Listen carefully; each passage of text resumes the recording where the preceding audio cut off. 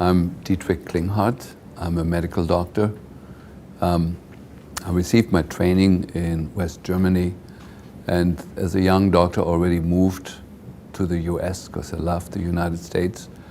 I passed my tests here and have been licensed here since 1983.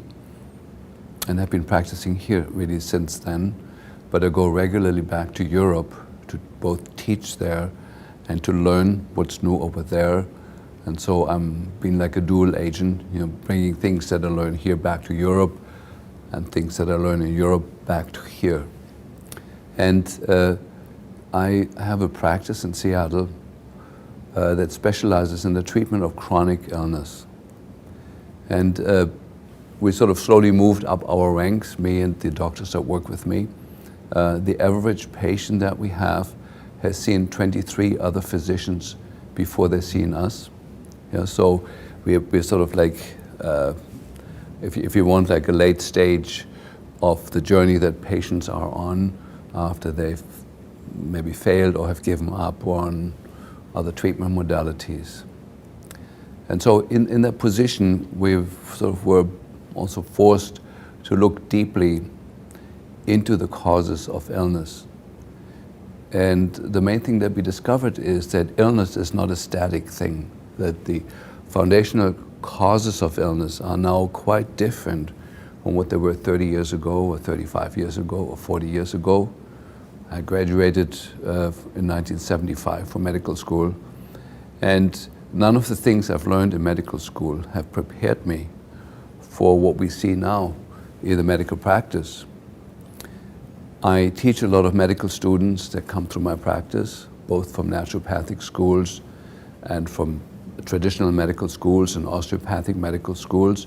And I am aware that the teaching in the medical schools to a large degree is lagging behind the evolution of illness.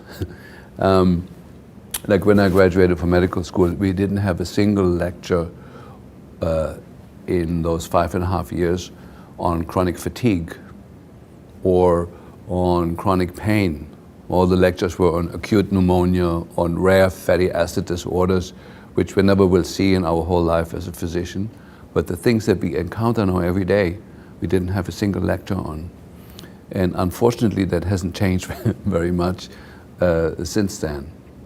So I want to just, from the beginning, kind of say from a medical perspective, there's kind of two kinds of illnesses. There is the illnesses that have a name, the traditional illnesses like diabetes or hypertension. There is fractures, and there is appendicitis. And then there is the much larger amount of illnesses that really go without a name, where the people feel they have lost their zest, they lost their enthusiasm, they lost their sex drive, they lost their joy, they don't dance anymore, they don't sing anymore. They're still living, but they're living sort of like a half-life. And our experience, of course, with the patients that we see is that every patient that we see is in that category. The main symptom, if I would put it in 2 words, is loss of zest. So it's not that people are suicidal, they just have lost the vibrancy of life, the color, the smells, the excitement, the sensuality of it. And we see that everywhere where we look, we see the same picture. I visit a lot of other colleagues and other practices, both here in the US, Canada, and in Europe, and see the same picture there. And so we, over the years, tried to distill down what is it really that has changed in illness and what is causing this strange state that we're in, that we're observing worldwide. And we really were able to distill it down to just a few factors. The main one being people have increasing numbers of chronic infections. We don't see the acute pneumonia very often or the acute staph infection. Yeah, those exist. They usually end up in the hospital, and the hospitals are doing a good job with the acute stuff. But chronic infections are even denied by the medical community that they exist. Chronic Lyme disease, chronic mycoplasma infections, chronic Epstein-Barr infections. They're given sort of like a side, there's sort of like a sideline in the teaching and medical community and are not giving their true place, because they seem to be active in almost everybody that we see. Chronic mold infection, chronic parasite infestation. Those things have been extremely rare when I graduated from medical school, and now it's our everyday discovery in our patients that are chronically ill that they have these things. And so when we look deeper, what is it that has changed in the last 15, 20 years that these chronic infections have become so prevalent? And what we discovered is very simple. It's the exposure to electromagnetic fields. The only thing that parallels the exponential increase in in chronic neurological illness, with the low-grade depression, the insomnia, the muscle aches and pains, and the fatigue, and the strange neurological symptoms with tingling, numbness, vibration in the body. That increases exponentially. The number of children to be diagnosed autistic doubles every 5 years now. There's no more an issue, well, are we overdiagnosing it? No, it doubles every 5 years. The only thing that parallels that increase is the increased exposure to man-made electromagnetic fields, largely in the high frequency range. There's some exceptions that have also increased, but largely it's the high frequency range from cell phone radiation, from the Tetra network that the police and other systems are using. The smart meters are the worst invention that we followed in the last 2 years. There's absolutely devastating consequences that I will share with you. The only development that parallels the exponential increase that we observe in neurological disease is the exponential increase in exposure to man-made electromagnetic fields. So as a scientist, we don't have to look very far, but neurological disease, Parkinson's, MS, ALS, autism, learning disabilities in children, behavioral problem in children, that's all exploding exponentially. And the only thing that fits from an environmental perspective and from an epidemiological perspective is that this is the electromagnetic waves that are penetrating our body that are responsible for this. And fortunately enough, we have good science now. Over the past 80 years, more than 6,000 research studies have been published on the biological effects of electromagnetic radiation. The majority of these studies have shown biological damage being done. Of the many more recent advances in research, one notable study was published earlier this year by the University of Athens. The results over an 8-month period showed 143 proteins in the mammalian brain were altered after exposure to either a mobile phone or a DECT phone base, including proteins which have already been linked to Alzheimer's, glioblastoma, stress, and metabolism. Lead author Adamantia Fragipoulou states, "This study is anticipated to throw light in the understanding of health effects like headaches, dizziness, sleep disorders, memory disorders, brain tumors, all of them related to the function of the altered brain proteins." This permanently destroys and alters the manufacturing of these proteins, meaning it completely changes the human organism permanently. The DNA inside the cell is a booklet, an instruction booklet, how to make proteins. And we have about 120 to 200,000 different proteins that are in the cell or in the cell wall. The receptors, how the cell wall communicates with the outside environment is through proteins. And inside the cell, the manufacturing that each cell does of antibodies, of neuropeptides, of hormones, of cholesterol, of building blocks that the body needs to replace, used up body parts, that's all done by proteins. Even the physical structure of your body changes. We've seen a host of people that had normal body weight for 40 years or 50 years, and suddenly their weight exploded when the phone company put up the cell phone tower 200 yards from their house, not even that close, 300 yards from their house. We've seen cancer rates shoot up the moment the network of cell phone towers was established in the house. We had a co-worker with us who had a son who was very, very sensitive to electromagnetic fields, and she lived here in Seattle, and he couldn't go to school because the schools at the time already had wireless installed in the schools, and he couldn't tolerate it. So she moved to Portland and then couldn't tolerate it there at all. Then moved over to Ashland, which claims itself to be one of the greenest cities in the world. And then when she Googled the cell phone towers next to the home that she had rented, she found that within 200 yards, she had over 90 cell phone installations that were broadcasting into her home, and her son was virtually going nuts. And then she moved out in the country, decided on homeschooling, and the boy's been doing well ever since. So after observing like some very very clear-cut clinical situations where people were affected by the nearby cell phone tower, we became very meticulous in asking people about their homes and looking at the literature. I got certified in building biology, which is the sort of science in Germany that governs these issues, where we learn how to use different instruments to measure these phenomena in the house. And the first thing that we noticed is that the most important time in the day when we are vulnerable to the influence of incoming cell phone radiation is the nighttime, when the parasympathetic nervous system is active and the sympathetics are withdrawing. That's when the damage is done, most of the damage is done. And so we moved very quickly in telling all our patients a set of instructions. So our patients have to turn off all the fuses at night. That decreases a phenomenon called body voltage, and I think I don't have to go into that, it's probably explained in another part of the video.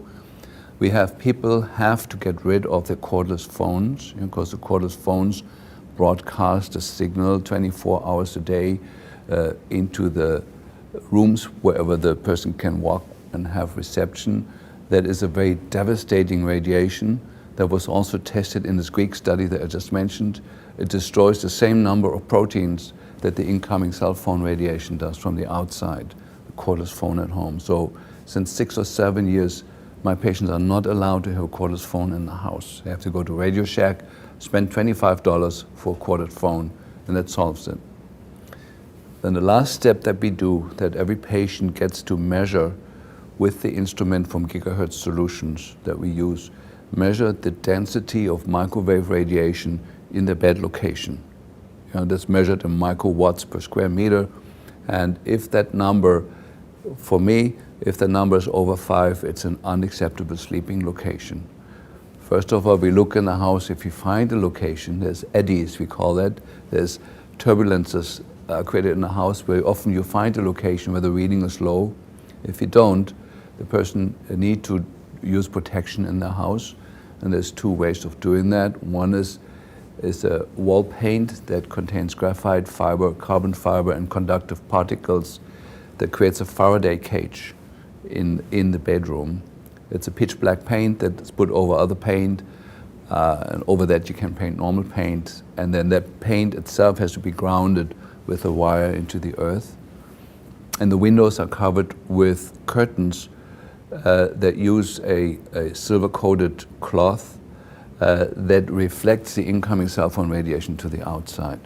Now with that in general, it's possible, every place that we've looked at so far, to bring the radiation down to the level where it's acceptable. Now I want to roll this forward to the clinical picture. Half my practice is the treatment of autistic children. And we realized very quickly when we did this that there's 2 kinds of autistic kids, the ones that recover and the ones that don't recover. And the ones that recover are the ones that follow exactly this set of instructions.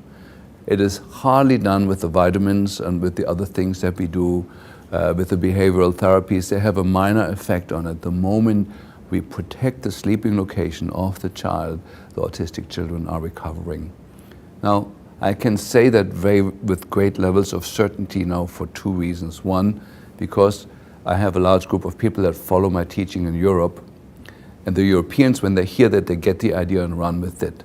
In America, unfortunately, especially the husbands have become a huge obstacle to this, most American men never had more than 1 year of physics in school and simply do not have the understanding, but they have strong opinions without ever having understood physics. They have strong opinions about it, that this possibly cannot be true, because if it would be true and dangerous, the government would have done something. Well, you make your own opinion after watching this film. So what we did then is a study where we took 10 autistic children and went back to the sleeping location where the mother was when she was pregnant with that child, and compared it with the sleeping location of a mother that gave birth to healthy children. We had 10 mothers in that group, 10 mothers in this group, and in the group of the autistic children, we found that the measurements that we got for the microwave exposure in the sleeping location of where the mother was when she was pregnant with her child was elevated compared to the group of children that were normal. The same measurement we got by measuring body voltage. This is the exposure just to the ambient field, electric field in the home created by the electric wires in the wall. Found the same number, that the exposure, that the electric charge that is built up in the body was by the factor of 10 times more in the sleeping location where the mother was sleeping when she was pregnant with her child. And with that, the exposure to man-made electromagnetic fields has become the first factor that could be isolated ever in autism that could predict autism. I can go to the home of a pregnant mother now, take those measurements, and give her a reasonable assessment what her chances are to give birth to a child that will later be diagnosed as autistic. Now, as you can imagine, I was not able to publish the study. Nobody was interested. It was 10 children was too small a group to say something, even though the differences are so dramatic that even the 10 children led to a huge statistical difference. But I wasn't able to publish it because of the special interests that are now have found their way into the medical journals and the peer-reviewed journals. I think it's important to say that now the communications industry has become the largest lobbying industry in politics, larger than big pharma. In fact, by a factor of 3 times more powerful than the pharmaceutical industry, which used to be the most powerful arm, bending the decisions in Washington and in all Western governments for that purpose. So we weren't surprised when I wasn't able to publish these data, but it made us even more aware of the fact that we need what is called preconception healthcare. If somebody is planning on becoming pregnant, moms and dads need to know this information, that they have to protect the sleeping location of the mother from these fields that are absolutely tweaking the epigenome and the genes of the fetus that grows in there, predicting that this child will never reach its true genetic potential later in life because these early exposures. So one of the points I'm trying to make here is, if a fetus is exposed to microwave from cell phone radiation or from ambient man-made fields in the house, the fetus is affected by a factor of hundreds times stronger than a grown-up, fully grown-up brain, even though it's not harmless for the grown-up brain, but the damage is somewhat contained. So we have what I call nighttime technologies to protect people, which is the most important time. At nighttime, all the fuses have to be off. That means those fuses also switch off, the breaker switch also switches off the wireless internet, it switches off all telephone support systems, it switches off your alarm systems, which are equally bad, it switches off everything, every appliance inside the house. It probably does not switch off the smart meter. We've had some smart meters that were on the same electric system that you could actually switch off with the fuses, and others you couldn't. That's at nighttime. You also need the protection from the incoming cell phone radiation. And For my patients, we do the earthing pad, where we carefully test out where we earthing it, where we grounding the wire that comes off that. So that's the most important part for the nighttime. Now then there is daytime technologies. Admittedly, at daytime, most people need the electric system on. So the first thing that we do, we use the Stetzer filters, which have been shown to be effective biologically, that there is less biological stress in the people that are in a room that has the Stetzer filters in the outlets. You know, Stetzer filters reduce the dirty electricity. I know Graham Stetzer has gotten a lot of opposition from that, but Mark de Havers, professor in Canada, has shown very clearly that the Stetzer filter reduce the biological damage that the fields are doing to us. Now, during the daytime, it is not allowed to have cordless phones in the house. That frequency, just to kind of make that point maybe clearer, a German mathematician has calculated the energy delivery. When you have 2 rooms over, you have the little base station for the cordless phone with a little antenna, and you go in the bedroom 2 rooms away. The field strength that you're getting when you're sleeping there is equivalent as if you had a 737 Boeing jet engine running at full speed next to your pillow next to you. The sound and the energetics of it are the same as if you have a silent, quiet, cordless phone in the kitchen. It's absolutely destructive to the human health, and probably amongst all the things that we're discussing, the smart meter is number 1 now in terms of devastation to our system, but the cordless phone is number 2. It's worse than the incoming cell phone tower radiation. And so daytime technology, people are not allowed to have wireless internet in the house. It is a huge source of electropollution and of high frequency fields. They're not allowed to have a cordless phone. We paying careful attention now to the energy saving light bulbs. They also give off high frequency radiation that's devastating to the health. So my patients have to go back to use the traditional incandescent light bulbs, which are now available on the internet as heat lamps. But they're the same light bulbs, they just become instantly more expensive because they're now a rare item.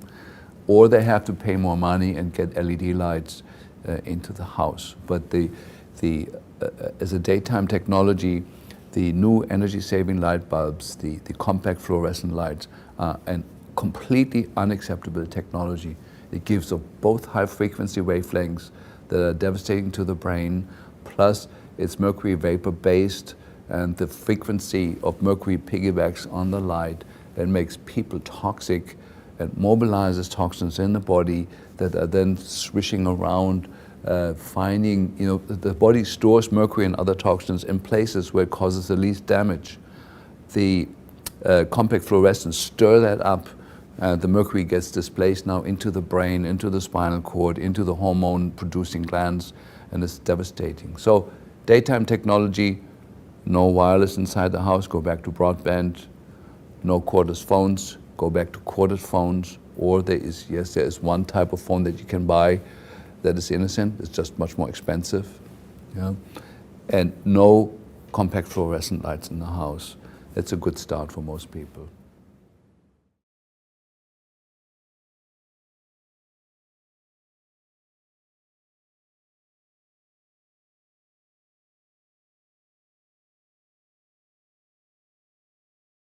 And then the smart meters came along. Now, let me talk about the smart meter. The smart meters are sold to us with the idea that the electric companies can feed back to us what rooms in our house and what instruments in our house are using excessive energy, and that the company will make some suggestions how to moderate our electric consumption so that our home is more green. It doesn't contribute to the use of electricity so much. That's what is being sold to us. But in fact, what we're getting when we have a smart meter on the house is a report that shows, yes, 3 days ago you used that much electricity, period. The electric company can tinker with the data that it's collecting and actually find out, oh, look, that every Tuesday and every Thursday they have an electronic babysitter because nobody is at home. to sit the baby. They can figure out how much your TV is using. They can see the signature in the frequency pattern that is there, and they're actually selling those data to the to advertisements. So it's a business. You know, it's a business that does not serve currently the way it's practiced at all the reduction of energy usage. Now, the smart meter sends an impulse, microwave impulse at 900 megahertz, between 17,000 and 190,000 times a day through your home, through the entire home. And that radiation can be over 600-fold, we measured it, of even by the EPA. The EPA set standards of what's acceptable, and these standards are way, way too high for our biological health. And we measured homes where it was up to 600 times above the standards that is set, which are way too high to start with, 600-fold. So what happens with the smart meters, there is a router that sends the information back to the electric companies, and whoever has their home closest to the router, that smart meter becomes a transmitter for the smart meters that are further away. And that smart meter then becomes the source of much, much increased radiation, microwave radiation that goes into the home that is sitting on at levels that we measured that were up to 600 times higher than even the high level that the EPA sets as acceptable. And here's what we've seen. One of my patients, a good friend of us, had a husband with Parkinson's disease who was doing okay for many years. The smart meter was installed. Within weeks, the patient has a dramatic downturn in brain function. He was no longer able to walk, and 6 months later, he died. My patient, who had recovered from Lyme disease 10 years ago and was in very stable, good health, the moment the smart meter was installed, her health went down, and she can no longer sleep any night. She has a constant feeling of vibration in the body. She feels like she's losing her mind, and she had to evacuate her home to save her life. She moved back in with family members. She has a beautiful home here in Mercer Island in Seattle, in the richest, wealthiest area, in a home that she can no longer live since the smart meter is there. Now we're trying, me as a physician, I try to explain to the electric company that, that they're destroying the health of the patient. The electric company, of course, tells us, well, there is no laws overseeing the electric company, is completely given free rein. As far as we know, the smart meters were never studied for the safety for humans. It's a technology done by private companies. These electric companies are private companies that have the right to install this on your house, destroy your health, and there's no accountability at all for it. So this is just one case. We have many cases where children had recovered from their learning disability, from their autism, from their asthma. Brain cancers had healed. They were non-detectable. The smart meter was installed. Within 6 months, the brain cancer is back. That was considered healed. The seizure disorder was back. The autism was back. Or children, usually the regressive form of autism, children are born normally. After the 3rd or 5th or 6th vaccination, when they're 18 months old, suddenly they have the downturn where they lose what they've gained. They lose their language, they lose eye contact, and they're bad. You don't see that with 8-year-olds. But we do. Children were completely normal, 8-year-old, in school, everything's good. Suddenly the child turns autistic, loses everything it's gained, including the language. An 8-year-old, where we find out the smart meter was installed by the house. So this technology is for a lot of people absolutely devastating. We do not know yet whether it's affecting everybody. Just some people notice it and other people just die quietly. There is this myth of electrosensitivity. Electrosensitivity and electroallergy are two different things. Yeah? It is our experience as physicians that everybody is equally electrosensitive. You install this thing, measurably certain things in your health go down. We're tracking now, I say it here on TV, certain sensitive parameters of it. One is an inflammatory marker called TGF-beta-1, goes way, way up as soon as the smart meter is installed. The MMP9, that's the metalloproteinases, go way, way up. These are inflammatory markers. The copper level in the serum goes up as a sign of chronic inflammation driven by something that's suddenly there. The hormones go way off. The neurotransmitters go way off. So we have lab tests that we can show. Here's the patient. We monitor him for 10 years before. He was completely normal. The smart meter was installed 6 months later. The patient looks like a dying patient from the lab work. And we find those changes even in people that say, well, my wife is sick since the smart meter's in there, but I'm totally healthy. But we look at the lab work, it looks just as bad.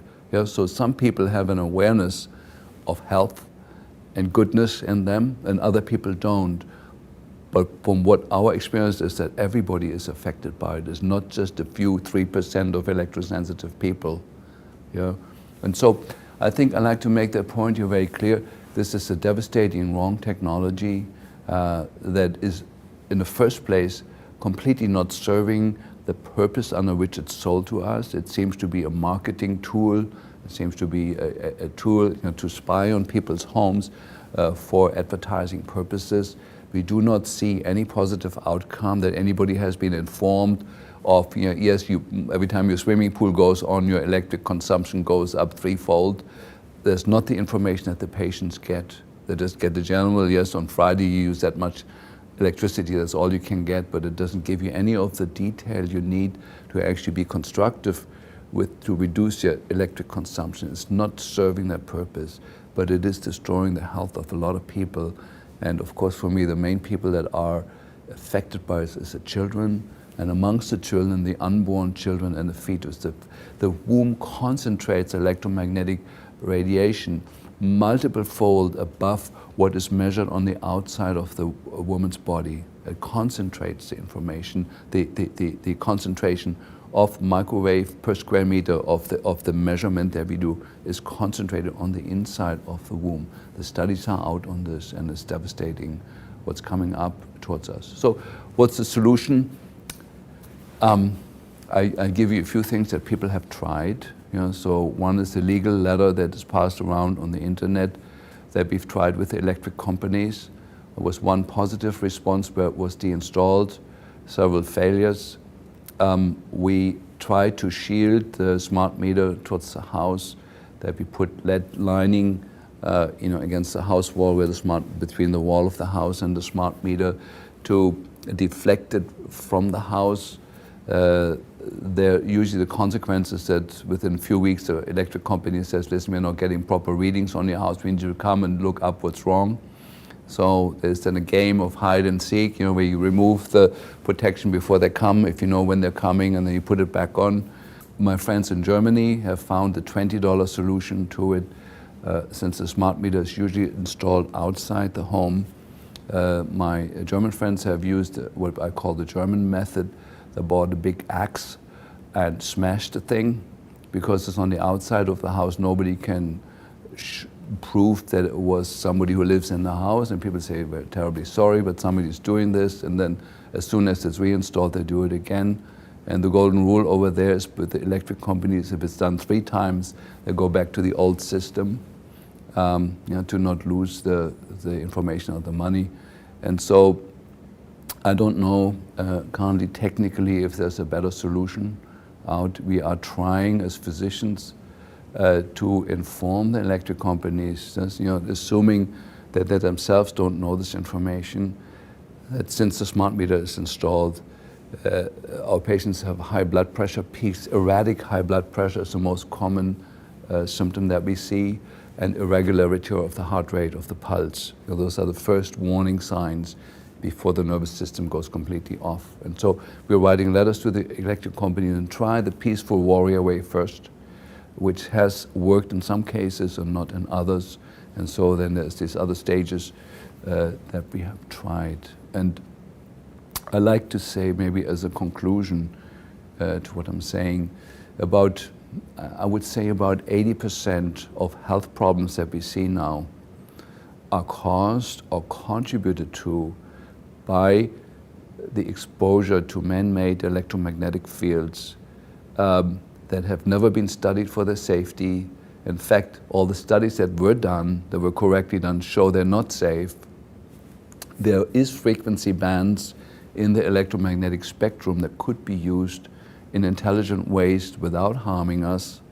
There was a beautiful technology out called fiber optics, which was absolutely beautiful and clean and would have done everything that we need the communications industry to achieve in Western country. It was a beautiful, perfect technology that is now sort of being made redundant with a technology that's devastating to the human health, which I don't understand. You know, we had something good and we replace it with something far worse.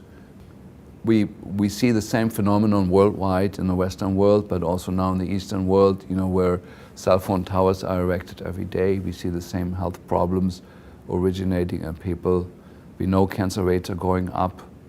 There was a famous study in Germany, was the NILA study that shows, you know, cancer rates in a community where there's no cell phone tower, when there was compared, when you bring the cell phone industry in, for 5 years there's no increased cancer rates, and after 5 years it goes up, and after 10 years it's about fourfold, and that has now been confirmed by various other studies.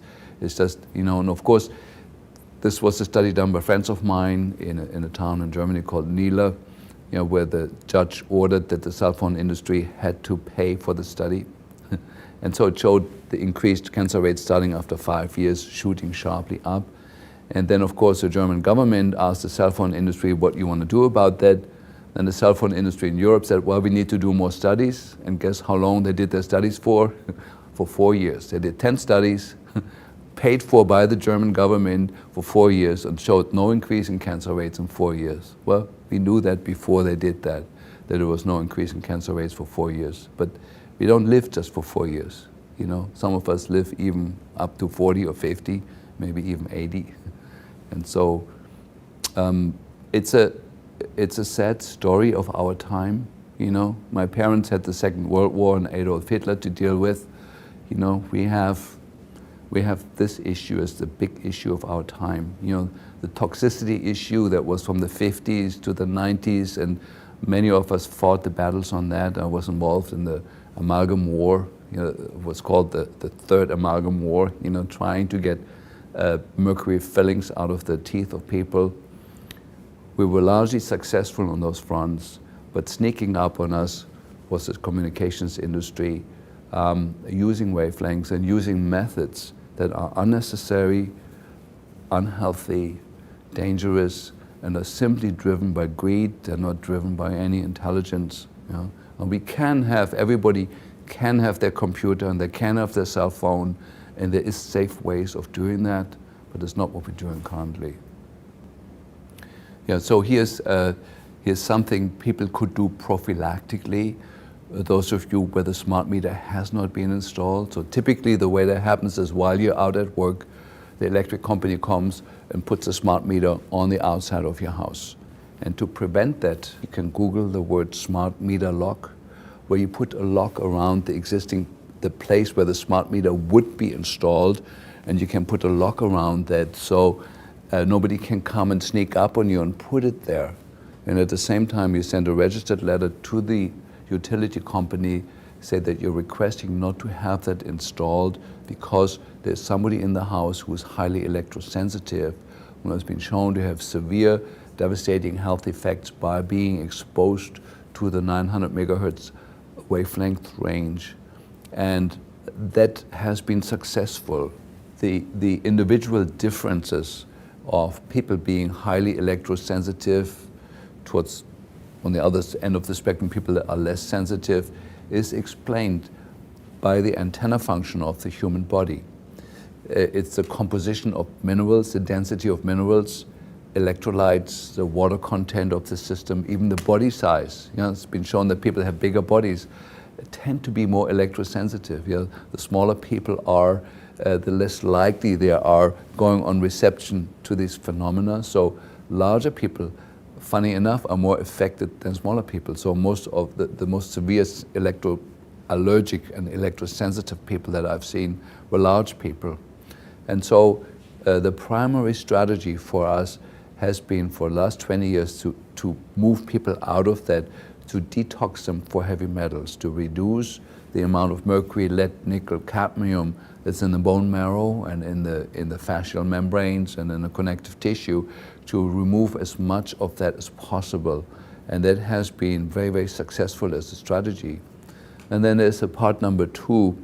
The shielding of the electric wiring in the body is the myelin sheath around the nerves, and that is greatly, greatly diminished in chronic infections, especially in Lyme disease. You know, there is the surface of the Lyme spirochetes has the same surface markers as the myelin, and so when the immune system looks for the Lyme spirochetes, it also attacks your own myelin and nibbles away on it, and so the insulation wears thin. In the chronic Lyme patients are the same as electrosensitive people. So if somebody watches this video and you're highly electrosensitive, please have yourself be checked out for Lyme disease. You know, most likely you are positive. The treatment is to first treat the chronic infection successfully, but then is to rebuild the myelin is the second step that needs to be done by giving people, you know, amino acid IVs, and there's a whole host of other strategies that goes beyond this video to rebuild the myelin, to rebuild the insulation that you naturally have. You know? So it's a three-step protocol: detox the metals, to reduce the antenna function, to increase the insulation, which is a two-step process by treating chronic infections, and then by repairing the myelin. You know? And that has been our strategy. Maybe as a last word, so like a technique or a set of procedures that we do involves also the use of fungal products. You know, the mushroom extracts have a unique property in protecting people from electrosensitivity. And why that is, we don't know exactly, but we do know that mushrooms thrive in electrically polluted environments, and that was the key for me to figure out, well, how about if we use extracts of those same mushrooms and give them to people? And it's found to be a very, very successful strategy. You know, maitake, shiitake, all the well-known healing mushrooms have a unique place in creating some increased ability to tolerate electromagnetic fields in people.